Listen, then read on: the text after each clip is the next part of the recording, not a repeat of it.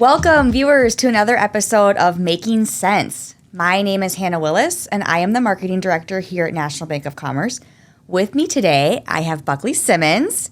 Welcome. Thank you for joining. Thanks for having me. Buckley is AVP Commercial Banker up in Hermantown. So let's just start off with two really easy questions. Okay. Is your real name Buckley? One. And what is on your socks today? Wow. My real name is not Buckley, even though it's on my college diploma and my high school diploma. My real name is Stephen, but you say Stephen and I don't even turn around. It's Buckley. Where did that come from?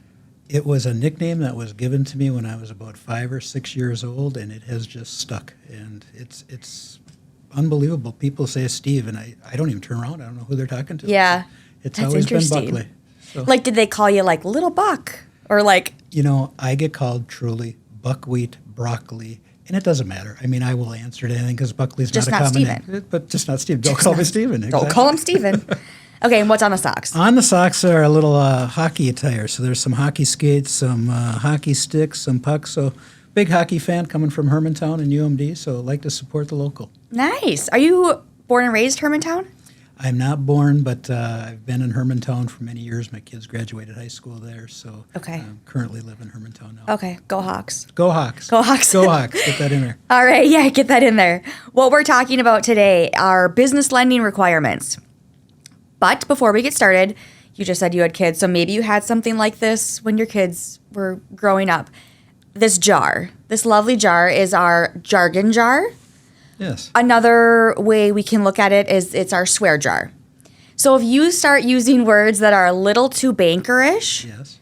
that the general public is not going to understand, or you start using acronyms, you're going to have to pay money into the jar. Can I prepay or get more money? Because it just seems like there's an awful lot of that. You didn't tell me about this part. Oh, it's going to be good. It's going to Okay. be, I don't think you're going to go through that, Okay. but we will see. We'll see. Okay.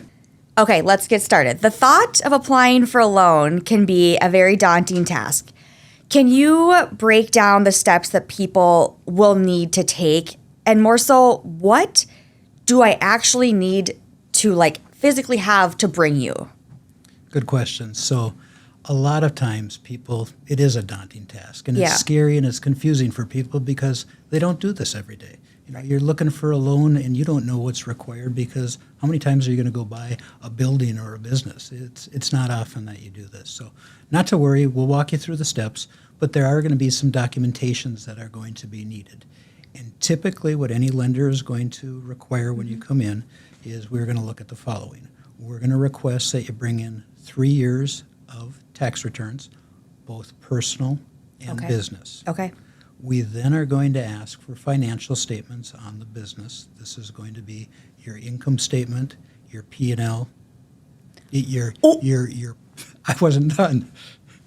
You paused. You paused long enough for me to think This is all you were I'm thinking done. about it. All right, What's so a P&L? a P&L is your profit and loss statement. So Okay. we'll look at a business bringing in 2 years of income statements, profit and loss statements, as well as a PFS, and I'm going to keep talking, which stands for a personal financial statement. Okay. What a personal financial statement is going to do is it's going to break down your assets, your liabilities. Simply said, it's going to say, this is how much my house is worth, this is the debt I carry. This is how much my car is worth, this is the debt I carry. And it's going to be able to allow somebody to determine the net worth. So we gather the tax returns, a personal financial statement, and we gather your income statements. We are also going to ask for what you're going to be using for collateral, such as if we're looking at a truck, a delivery truck, it would be the title, and that's what we're going to use for collateral. We're also going to ask for a purchase agreement, and this is going to be the agreement that says, I'm buying this delivery truck for X number of dollars. This will give the lender an idea of what the value is and how much you're looking at borrowing. Okay. So we take all of that together, and then we look at what our risk is going to be, and that is how we determine what we're going to be able to borrow.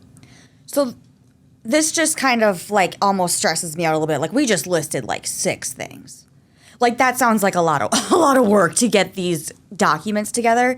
But maybe businesses, do they typically have these at the ready, or do their accountants have them? Because that sounds like a big task to even And get all this stuff ready. It does, but once we sit down and we just have this conversation, you're going to have your tax returns. You're going to print a QuickBooks statement of a profit and loss. Most businesses are going to have that. A personal financial statement, you probably don't do all the time. We'll help you. We'll walk you through it. It just lists your assets and your liabilities. It's simple, but we're here for you. Yeah. We're not just going to say, go get all this and come back. We'll say, Like a scavenger hunt. Yeah. It's not going to be that. It's Here's gonna the be, list. Come in, let me show you, and we'll talk, and we'll walk you through it. We'll make it really easy. And that's the beauty of it. Yeah. So thank you for listing all of those. But on my handy dandy prepared note sheet, I do have EIN, which I will put a quarter in because I know that I said that. But is that something, what is that? And is that something you're going to require as well? How about we both put a quarter in? Because the reason I left it off is I always just say, bring in your EIN number. And I had to think, what does it actually mean? So here's my quarter. Thank you. But what an EIN number is it's your employer identification number. Okay. And it's kind of like your Social Security number, only for your business. The IRS gives it to you. That's how they track who you are and to pay your taxes. You use your EIN, employer identification number. I love that you made the correlation that it's kind of like your Social Security number. That makes it way easier to understand. Okay. A person's credit score. How does this play in effect when you're applying for a loan? So a lender's going to look at your credit score because that's going to determine risk. And I like to use the analogy of a high credit score would be somebody with a credit score of, say, 800 plus. Okay. This person has always paid their bills. They've never missed a payment. Everything has been made on time, and they have outstanding credit. We might have somebody that's a little less fortunate and has a 400 or 500 credit score. They don't really care about paying their bills. They've never made a payment on time. They don't even make most of their payments. So the risk is going to be greatly different between somebody that has a 400 or 500 credit score compared to somebody that has 800. So a credit score is looked upon as how you pay your bills and what the likelihood of your business being able to pay your debt. So in terms of a credit score, is there a number that the bank likes to see? Yes, typically we would like to see a credit score of 660 or higher. Okay. So those are our requirements, and that's what we look at. If somebody has a credit score lower than 660, though, that doesn't necessarily mean that it's... No, it doesn't mean you're disqualified. Yeah. It's just we might look at different ways of strengthening your request. Exactly. So I know that you mentioned the EIN and the Social Security number. Does a business have a credit score too, or do you just look at the credit score for the person? We just look at the credit score for the person. Does a business have a credit score? Is that a dumb question? No, it's not a dumb question. You can go on and get a credit score for a business. Oh, but okay. It's what we use as an individual credit score. Yes. Got it. How is income, cash flow, and collateral taken into consideration? All right, and this is where it gets to be daunting and scary for some people, and maybe it's the way that I explain it. But income and cash flow are going to be one of the most important factors that the lender is going to look at. Okay. All of this documentation that you brought in, we don't just put it in a pile and stack it. What we do is we look at what your debt service coverage ratio is, and we take the data that you brought in, and we look at your net profit, we add in your interest, we add in your depreciation, and we add in your amortization. We divide that by your monthly debt, and that will give us a ratio. And that formula is very important. What that ratio is going to be is hopefully it's going to be 1.25 or higher. That means you're taking in enough money you can afford to pay your bills and things are good. In the event that that falls, we might look at it less favorable. And if it falls below 1, that means your debt is higher than what you're taking in. Yeah. So for people that don't really look at it very often, we'll walk you through it. But it's great for businesses to realize, hey, this is important. I need to look at this more often and calculate what my debt service coverage ratio is. Okay. The second part of that question is collateral. Collateral is also very, very important. Just about every single loan that a lender will give is going to be required to have some type of collateral. The greater the value of your collateral, the more likely you will be approved. Yep. An example would be something if you're looking at a $500,000 building and you want to borrow $400,000. we do the math and we calculate what is an LTV, which is a loan to value. Close enough, or you want me to pay? I want you to pay. Of course I want you. Come on. One's for you. Oh, thank you. So your loan to value would be at somebody borrowing $400,000 on a $500,000 building Okay. would be a loan to value of 80. Somebody that might only be borrowing $300,000 on that same building on a $500,000 would have a 60% LTV. Obviously, less risk borrowing $300,000 on a $500,000 Yeah. building than $400,000 on a $500,000 building. So the collateral is very important, but we use what we call a loan to value ratio or a percentage. And that percentage we like to see lower. We like to see 75 to 80% Okay. is typically a guide that we use. Okay. Let's talk about the age of a business and the industry. So does the age of a business affect the loan process? And what about what industry they're in? Okay, age is important, and typically a company that's been out there for 2.5 years, 3 years, they're proven. They have these financials. They've got a sound management team. They're in the business. They're doing great. Things are good.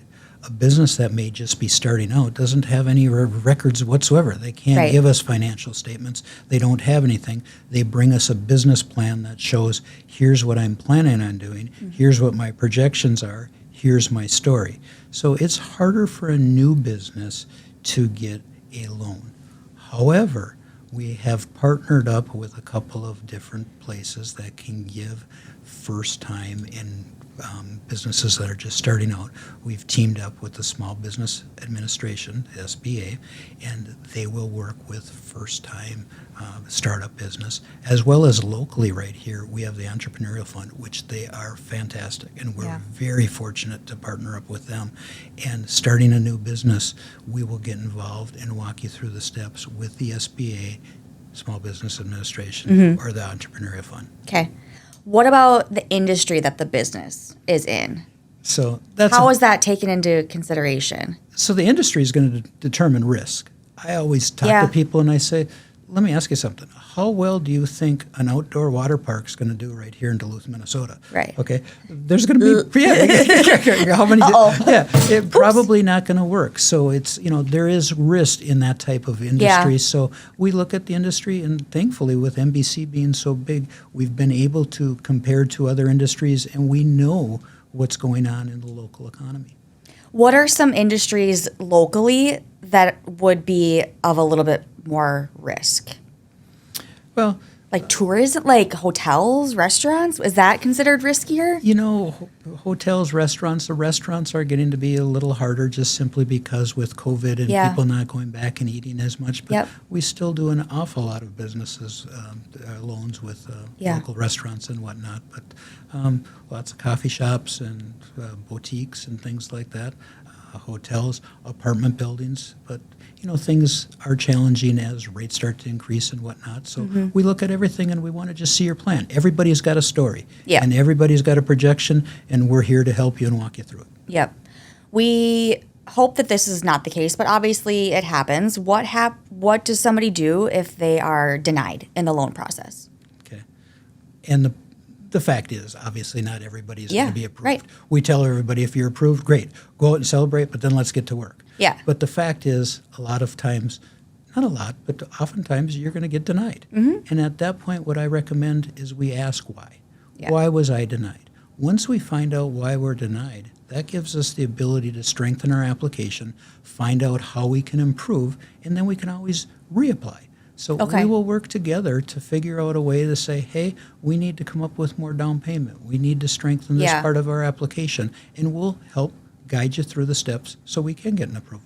That's good to know that just because, you might be denied, you just have to, work on this or that, and then you can reapply. Absolutely. Yeah. Absolutely. What tangible takeaways do you have for somebody who's looking to apply for a business loan? Like, what would your general advice be? Well, my general advice, I always, and I don't know where I came up with this, but I just say the 5 Ps, okay? And the 5 Ps that I use are, you need to prepare, plan, and provide. So like we talked about, prepare all these documents, plan out your business, provide us with all that information. Then it's time to go out and perform and prosper. So if you do all the right steps and you get all your documentation, you partner up with a lender, we're here to help you, walk you through the steps, and now you're out in the community and you've got a great business, you've fulfilled your dreams, and you're making money. That's what it's all about. Yeah, awesome. Awesome. I love that. Well, that wraps up our Making Sense episode. Buckley, thank you. Thank you. Stephen, thank you. whatever we want to call you. Right. If anybody ever has any questions, Buckley's up in Hermantown. Stop in, give him a call, send him an email. He's more than willing to help you out and to just sit down and have a conversation. So please reach out. And again, thank you. And we'll see you next time.